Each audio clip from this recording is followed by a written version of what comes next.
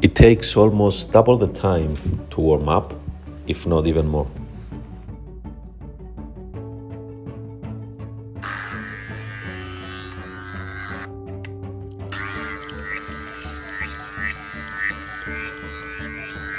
You will have noticed that I have pressed the brewing button twice.